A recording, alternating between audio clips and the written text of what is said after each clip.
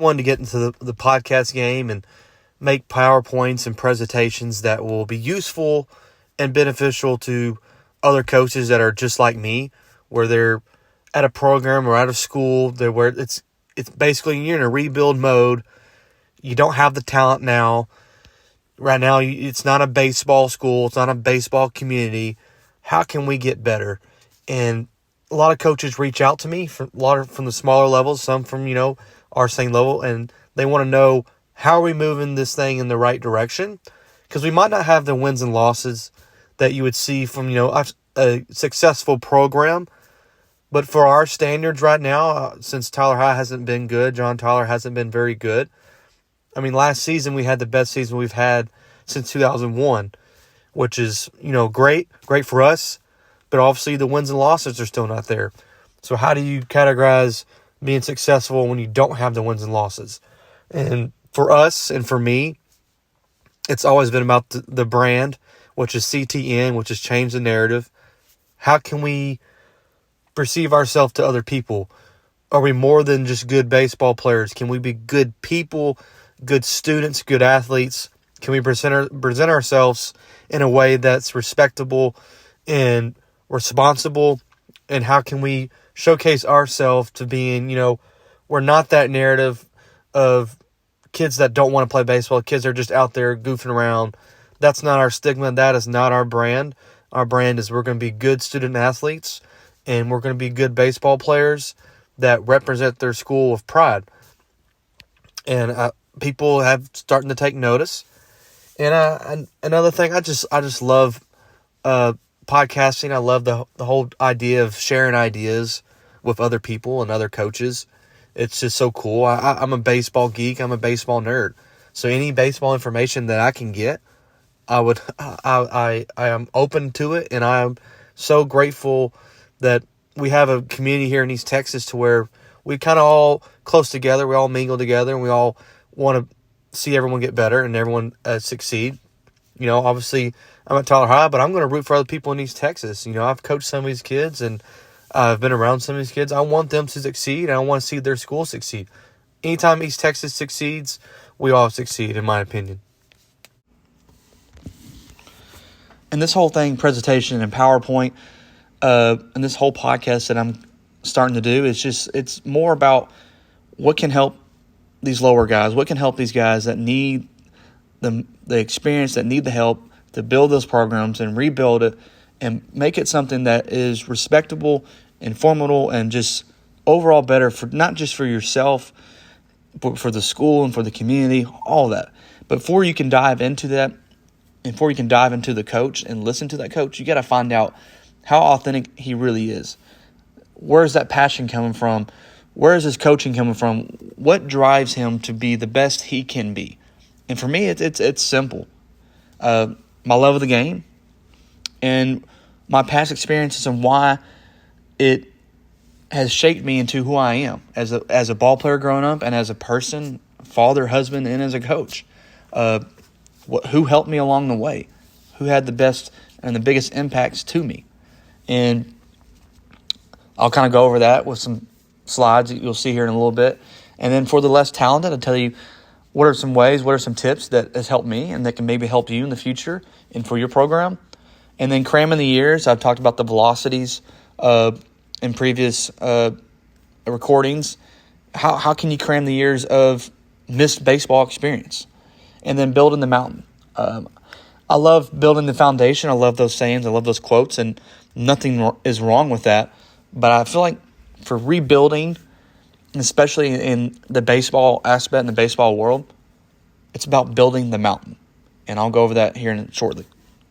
To get back to the roots of why I became a coach and where my passion comes from, it really dives into my Little League career at Rose Capitalese here in Tyler, Texas. The Golden Road Fields.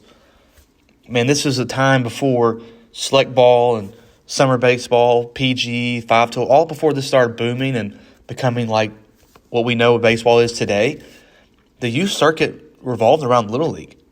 You took pride in playing for your city and playing for your town. Like, there's nothing more I wanted to do but represent Tyler, Texas at the biggest stage as possible, on the biggest scale as possible. That's what we want to do. We wanted to represent our city and our beloved community the best we could. And till this day, that's why one of the main reasons why I'm here at Tyler High is I love Tyler, Texas, and I love the Big Rose, and I want to represent this great city the best I can. And I want to provide and give opportunities back to the youth. That's how I want to be perceived, and that's how I want to express my love for the game and give back to the community. And it means so much to me. The summer of 2011, amazing summer. Some of the most beautiful memories I could possibly ever hope to have. I still remember it like it was yesterday. Some of the players on our team that maybe I haven't been in touch with, we can see them in the store randomly, and you reminisce, and it's like it never went away. That's how incredible that feeling is. And that's 15 years ago. And I still remember it, and I still feel a little bit of shame and disappointment from it. Because it was an awesome summer. We played on the world's biggest stage at that time for, Little League purposes. Went to the Senior League World Series. It was in Bangor, Maine. Had to go through two separate two-time defending World Series champions. We went through a team out of Austin that we played in the state title game here at Faulkner Park, and that game was insanely crowded. I think I had probably at least 500 people at that game. I can remember the whole Faulkner field at the bottom of the high school field, and it was wrapped around all the way across the field. You could see people in the outfield. You could see people down the foul lines. It was insanely crowded. Because think about it. The year before this is when Patrick Mahomes' group in the Junior League World Series went as far as the semifinals. And then we started getting more competitive, our name recognition, and people wanted to come watch good baseball. And that's one of the reasons why I hold a grudge against Patrick Mahomes is because his group we're always a year above them.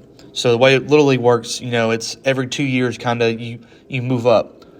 It was their year to move up to our Senior League division, and we were expecting them to join forces with us to create the ultimate all-star squad and make another run at it, now this time at the Senior League division. And they ran out pitching, and they just ran out of weapons basically in the semifinals and their stage. That had always been the case for us. So we were thinking, finally, we come together for this year and form an ultimate all-star squad, like it should be. For whatever reason, justified. I think that was the summer that Patrick Mahomes started to get into football. I think he made the right decision. I think we can all agree on that. But, selfishly, I feel resentment towards him just because, imagine the squad we could have had. But I would, at the end of the day, I would never give up what we had and the opportunity we had as a team. I would never give away those memories because we made something special out of it. We had never made it past the state round together as this group. Our group had been playing basically together at this time since 5-pitch. So we had been together for at least 10 years, playing all-stars every single year together, never getting past the Brenham stage or the state stage. We'd always get stopped. We'd always run out of pitching or whatnot. And we always had, remember, Roger Dorsey was our coach. Brad Frisbee was our coach. And there's a great guys, and I love those guys. They still play a huge part in, what I learned from them. And they were just Little League coaches, but I learned so much from them, and I respect the hell out of them. But this summer, this season, you get the next slideshow, someone came into our lives that brought the best out of us. There's no way around it. They brought the best out of us because we were just basically 12 random dudes, 12 average guys in high school. None of us were big D1 or college recruits. None of us played or professional ball. None of us. We were just typical average to above average high school baseball players. But for whatever reason, that summer we came together and played like a family and played like brothers. And we beat Canada, we beat Maine, we beat Maryland, we beat the 2-time defending Austin team, we beat the 2-time defending Aruba, and we beat all these teams. And some of these teams had big-time recruits on them. The Aruba team, to this day, has 3 or 4 kids that are still playing professional baseball. Won World Series with the Braves. I mean, we beat these teams, and none of us are even playing baseball anymore. I think the farthest one of our kids went was 2 or 3 years in college. That was it. The rest of us are just working 9-to-5 jobs or teaching, coaching, or whatever it is. And all this, and that entire story, it revolves, and to me, I solely give it 100% because of Coach K. And to dive into his background, his story, man, it's the number one reason I fell in love with this game, the game of baseball, and how I fell in love with the thought of coaching, and I want to do this for a profession. He gave me this passion for the game and the passion to help others. That's Coach K. And you couldn't have or ask for a guy that's totally different from all of us here in East Texas. If that makes sense. We live in a world in East Texas where there's certain standards or there's certain expectations and narratives that we live by. Most of us are majority probably Christian or go to church or grew up going to church on Sundays, and it's just that was our upbringing was that world. And we pray before games, we all that stuff. And then here comes a guy that you're not paid to coach Little League. You volunteer to help out with the Little Leagues. That's what's the craziest thing about it, is that we have this random guy that comes volunteers for Coach Little League baseball, and little do we know, it's this guy, Coach K, who's he's a Muslim. He's not our Christian background. If you lay it out on paper like a script, we don't match. If you lay it out on X's and O's, we don't match. We don't correlate. We're not supposed to get along this good. And he bridged that gap. And for me, living in a world of narrative, I'm not saying I lived in a bad world, but he really showed me how we can coexist together as family, being totally different, but you can live together and you can be best friends. You can be like a family. And that's all because of Coach K. The whole summer started. You have your spring season with your Little League, and then All-Stars starts in the summer. So he was a volunteer coach for our spring team. Did a fantastic job. We loved him. We'd always had this All-Star, Roger Dorsey or Brad Frisbee as our All-Star coaches, and they're great guys. Wonderful guys. I mean, they helped us out a lot. But we always got stopped, like I said previously, at a certain round in the All-Star process. Coach Dorsey didn't want to coach no more. Coach Frisbee didn't coach no more. I think Coach Frisbee at this time was the president of the board. So here come Coach K, Ramon Caffrey, and he takes over the All-Star squad. And he takes it seriously. He brings in Billy Campbell, one of the umpires in the area, as assistant. Took my brother in, Caleb, and they take it 100% serious. And they were not just the X's and O's and baseball-wise, but everything behind the scenes of a baseball team, especially a Little League team, nothing but teenagers. They really dove into how can we make this team the best we can possible. But I mean, the result speaks for itself. We had a fantastic year, phenomenal year, and it's all because Coach K was willing to volunteer. Like I say, he don't get paid for this. He volunteered to help out the youth, help out teenagers, help out kids that want to learn and know the game of baseball. And he taught me so much about baseball, but he taught me how to be a leader, taught me how to be a better person. And I love and respect him for that. With all the stuff that goes on in the Middle East and the bad rep that people would get, or the stigma that would surround that, as a teenager, talking about 15 years ago, you don't really necessarily go through those experiences and feel those experiences. You're kind of living in your own fantasy land or your own world here in East Texas. You don't understand the stuff that goes on. You don't understand the Muslim side of a religion. There was sometimes Coach K would, and it was there. I don't want to speak on what day it was, but he couldn't eat, he couldn't drink for a certain amount of time, and you could see him struggling, but he was in there for us, helping us to get better. And he still wanted us to follow our religion, follow our beliefs. So we would still pray before every game. Like, he was not afraid to let us be who we are. And I think it really opened up our eyes, especially my eyes, to, okay, he's letting us be who we are. We got to let him be who he is. And we knew that both of us could coexist and make the best out of it. And that's why I really love Coach K. It's truly a fairy tale story. As you can read the PowerPoint presentation I've uploaded, man, he sacrificed so much for us. And we're just some random kids in East Texas.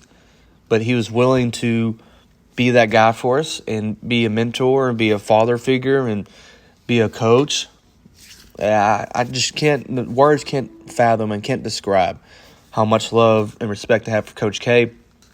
Haven't talked to him in a while, but I hope he knows, if he ever hears this, that I absolutely love that dude.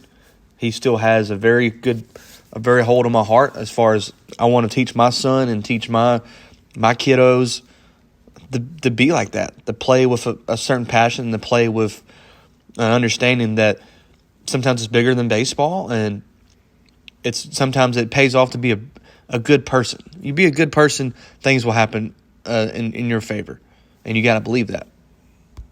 Dive in deeper into the podcast, and for the presentation, we're on to the chapter for the less talented. And if you know anything about John Tyler of Tyler High Baseball, it's been down under for the last almost 2 decades. It's been a long time since we've had success here at our program, and it's obviously this slideshow kind of benefits our understanding, and then this is one of the main reasons why I want to start this podcast and start this YouTube channel, is so we can express and show other programs, and we can share information, and we just all kind of grow together. We had a great year last year, best year we've had in 20 years or so, and it kind of sped up our process, kind of sped up our publicity with the news and social media. A lot of people reaching out to me, to our kids, to our school. And then this year we kind of take a little step back for far as wins and losses, but that's not the way I view it. I view it, I think we got even better this year. Maybe the end result wasn't quite there, and maybe it doesn't look as pretty, but we got better, and our younger kids got better, and they're getting better at baseball, and they're learning. At Tyler High School, coaching baseball isn't about winning championships. That's not what we want to do. Down the road, obviously, we want to win championships, but right now, the process is teaching these young kids how to be good young men and good baseball players and learn the game. You're trying to foster the growth and perseverance of these players who don't have the natural talent yet, because they haven't unlocked it yet, because they haven't played baseball in the past. So you're kind of going through a journey to where, victories and stuff won't come easy, and the satisfaction of witnessing the progress, you start to see it more and more. So it's a form of gratitude that you have as a coach. Seeing kids that have never played before, you start seeing them learn, and you start seeing the happiness glow from their eyes, coming from their smiles. Because baseball is such a fun sport. I love the sport of baseball. It's one of those sports where it's not necessarily the ultimate team goal, because a lot of baseball can be individualized, and you can be put on an island by yourself. But at the end of the day, it's 9 guys on the field, and everybody in the dugout working together that simulate and kind of correlate going through the motions together. And it's such a fun sport that a lot of these kids here at Tyler High have not experienced growing up, We're trying to change that by bringing, the Little League back to the north side of Tyler, which is where we're located. But our main goal, and the main goals that I feel like needs to be for all these less talented programs, is stop worrying about the wins and losses. Those will come. Worry about getting your kids the passion and the drive and the fun back in baseball. Okay, make the game fun. You come into our high school, no baseball experience. So they miss all the fun years. They're coming to try out baseball for a reason. They're looking for something to hold on to and grab onto to keep. And you keep them there, and you keep them in our program by making it fun. You go out there and start doing fungo, and all this normal practice routine with these guys. They're not used to it. They haven't adapted, and I said it before, they haven't adapted and they haven't evolved to the game of baseball yet. They don't know how it works. Okay, so they don't know. You put them in those situations over and over again, and they don't succeed, and they fail in practice. They fail in practice, then they're going to start losing that drive. I'm not saying you're not supposed to fail in practice. I'm saying know your timeline to fail. Okay, we built up the timeline in our program to where now we can start doing more baseball stuff, and we can start letting them fail, and then those succeed, and now they're being more successful on a consistent basis. But if you're going to go fungo, and put them in situations like you will do a summer team or a normal high school baseball routine or program, you're going to start seeing kids fall off, and then their attention spans loses. They lose their attention span, and they just don't get the game because it's not fun to them. At the end of the day, these are not players. You're not coaching players. You're coaching kids. You're coaching kids, and you have to remember that. Bring it down to the very basics and the very fundamentals of baseball. The funnest years that for any kid basically is the T-ball and the coach pitch era and the Little League era.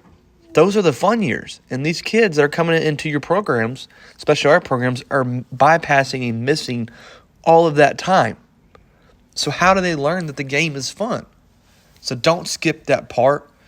Break it down. We have these kids play T-ball, and we coach pitch these guys and do very lower level drills that helps them be successful. It could be barely tossing the ball up in there.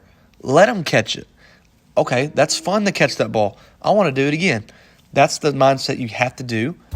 And that's the number one goal here for me and for our program is to let them find that love and that passion for the game. And then everything else, I promise you, will start to amplify and you'll start seeing results fast. Previously, we went over the velocities learned over time. And this is why the slideshow is called Cramming the Years, because you're cramming years of baseball into one season, essentially. So most of our kids, as you know already, come to high school with no baseball background, no baseball upbringing, no baseball experience. Some do, but not a lot. The majority have never played before until they got the freshman year in high school, and they wanted to have fun. They wanted to come see what it was about. Maybe they couldn't make it in football, couldn't make it in basketball, whatever reason. They want to come play baseball, and they want to have fun with their friends, and they want their family to watch them, all that stuff, okay? So get that. So cramming the years, you can't expect too much from your players. If you're the less talented group like us, or you're kind of down and stuff, don't cram the years too fast, okay? High school players who skip their youth days, they miss out on crucial learning experiences that shape their understanding of the game's dynamics and its evolving strategies. By bypassing these formative stages, they lack exposure to the learned velocities of the sport and the evolution of it. So you got to know, what can I do in practice and what can I not do in practice? So bridge the gap, find out how can I cram the years without cramming the years. Okay, so I talked back in the last previous slide and Bat's previous presentation is don't skip the T-ball, don't skip the coach pitch era. You have these kids, in our instance, no background, no experience. They hadn't learned the velocities over time. They're going to a very tough 5A district. their first varsity action, they're seeing 80 plus on a daily basis, sometimes over 85, which is probably the majority of our districts, honestly, above 85, and to some of them reaching above 90. And you see them go out there and they're making swings, and then they strike out. Yeah, you can get mad as a coach. You can look at the box score, the game changer, and get mad. Or you can find the positives. How many kids do you know that play baseball all their life that would get in the box and do just the same as they did, if not worse? You can't make a mistake by swinging. That's what I tell my kids. You can't make a mistake by swinging the bat. You swing the bat because you have confidence. Okay? Now, swinging that bat could get you in trouble sometimes, swinging a ball. But if you swing that bat, you're showing me you have confidence. You get up in that box, you get up to that plate, and you let everything go by you without swinging, you're telling me that you're a little scared and you're a little nervous, which is fine. But you can be nervous and still be confident. So we're trying to teach our kids, don't back down from the challenge, rise up to it. Okay, so we try to emulate practice like game, like you always do. We break it down T-ball wise. They learn and learn and learn and learn. We get the velocity machine out, get in there, probably put it faster when it is than what they'll see, and you'll start seeing results. We went from this year barely hitting the ball to now the last 5 games, we're hitting the baseball and we're hitting it with confidence, and we're barreling the balls up, and we're seeing it. And hitting is contagious. It's super contagious. It takes one person to do it, and the other kids start believing and start having confidence. So don't cram the years too much. Don't expect your kids to go out there and hit 200, 300. Do you want that? Yes, you do. But you can't expect it because it's not fair to them, and it's not going to give them confidence. And if they never have confidence, they're never going to learn. They're never going to have the love. And if they don't have the love, they won't have the passion. If they don't have the passion, they will not get better.